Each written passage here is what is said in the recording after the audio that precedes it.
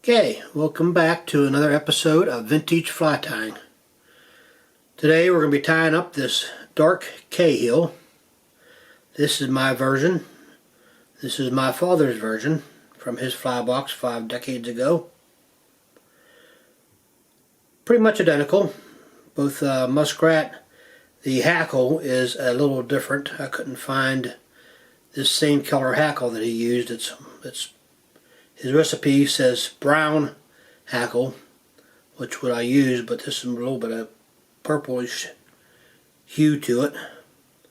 And the wing is imitation wood duck. This pack here, this is actually his pack from 50 years ago. Same wing. The muskrat is not his same muskrat. This is stuff that I had got at the fly shop, and it's going to be tied on the exact same hook he had, the old Mustad Viking hook. It's a 3X long. It's a streamer nipped hook, and that's really about it. Thread we're going to be using is this 75 denier black thread.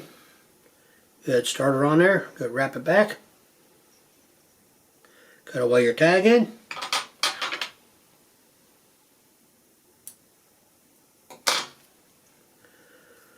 Good, wrap it to the top of the bend of the hook.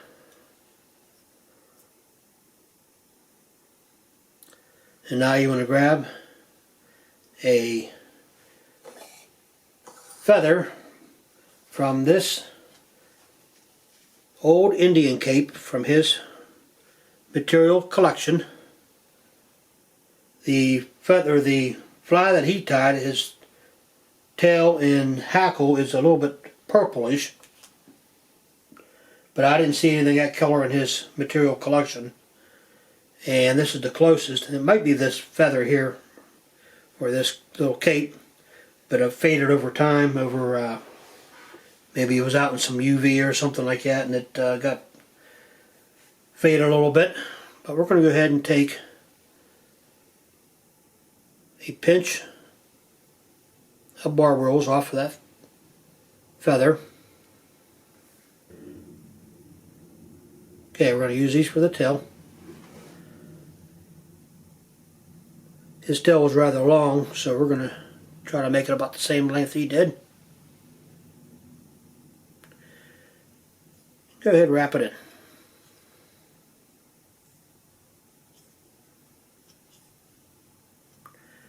Don't want to go past the bend of the hook here because you don't want them pointing down.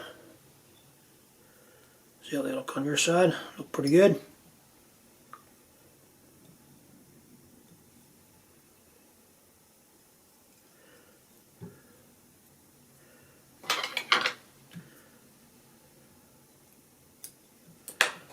Alright, now we're going to add some dubbing. The dubbing we're using is muskrat. This dubbing is actually from my collection here. And what I did, I already took it off of the hide there. There's a lot of guard hairs in muskrat, so you got to prep it, take the guard hairs out. Good, add a little wax to your thread there. What I'm using is a premium dubbing wax.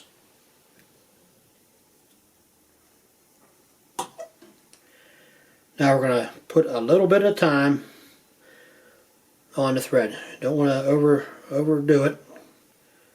Less is more with dubbing. So go ahead and spin it on there. Spin it in one direction.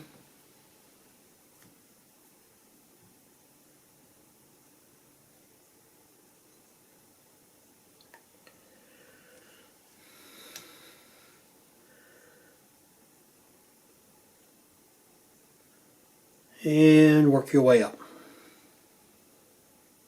He really didn't have his body tapered, so we're just going to try to keep it even. See how that looks. pretty good. Go ahead and add a little more doubling as we go, just a pinch as we go.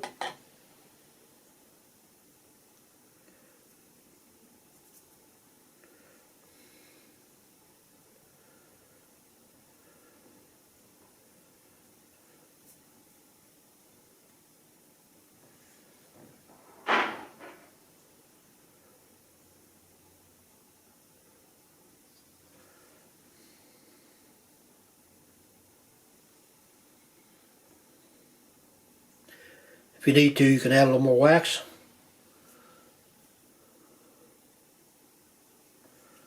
If you need to wet your fingers, I got a little Dixie cup here to dip my fingers in. I'm trying not to lick them.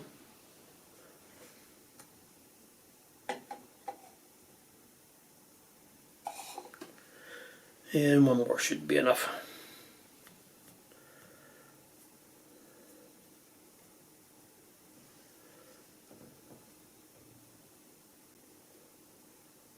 Okay, that should be enough. Now I got some guard hair sticking out, so we're going to go ahead and take our tweezers, get rid of these.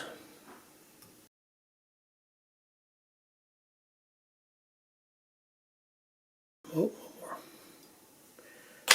Now from here, go ahead and spin your thread back a little bit. Flip your fly over.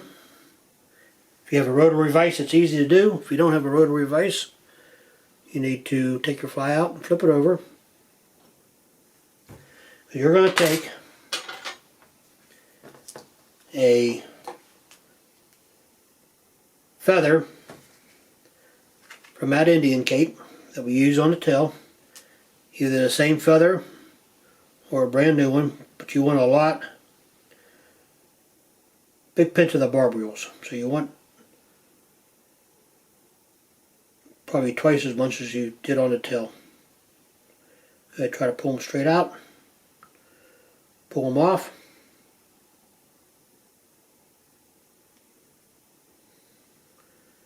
And there you go. What you want to do is go ahead and place it right over where you parked your thread at. You want your tips nearly touching the back end of the hook there. Take your non-dominant hand, place it up under the fly and pinch those barb reels. Take your thread, pull it straight up, pinch it between your fingers, straight down the other side, still while pinching your thread, bring it up the other side, and here is where you want to do your pinch trap. Still holding your thread, pull it straight up. Now you want to head and pinch everything together. Give it a couple of wraps to secure it.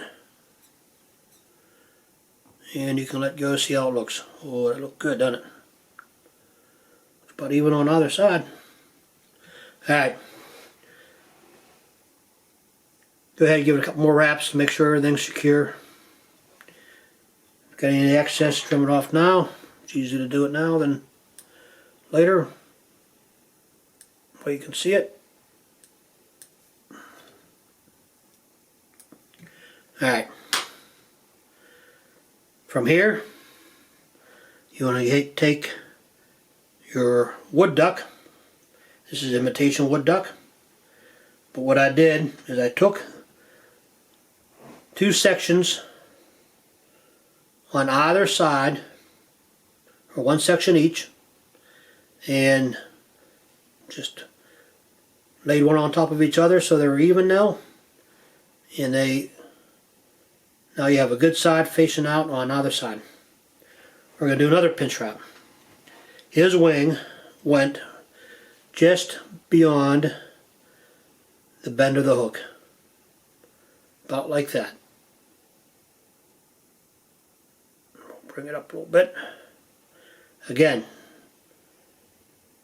make sure it's right on top. Let's get my face straightened out here. Right on top. Pinch it. Pull your thread up. Place it between your fingers. Down the other side.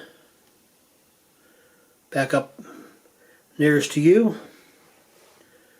and pull straight up again, releasing the thread between your fingers. Go ahead and let it fall to the other side there. Adjust it. I like to make sure it's adjusted there before I wrap it down. You can go ahead and do a couple thread wraps here. Go ahead and release your hand. How does it look? Looks pretty good. See how that wing is sticking up instead of getting all crushed over? It actually looks really good. It's even on both sides. I like to hold it again while I give it a couple more wraps. What you don't want to do is wrap back behind the thread this way, because will happen is you're going to collapse that wing. Go ahead, cut this off.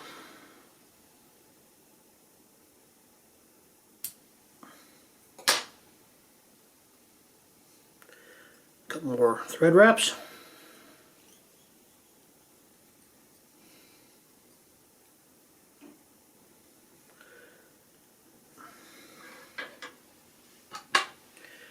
Got me a hair there. Go ahead and get your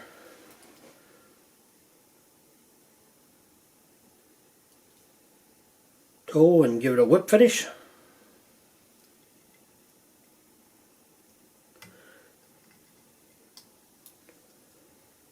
Give it one more there. It wasn't the best whip finish I ever did.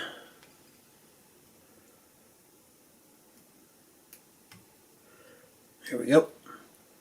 Alright, go ahead and cut the thread away.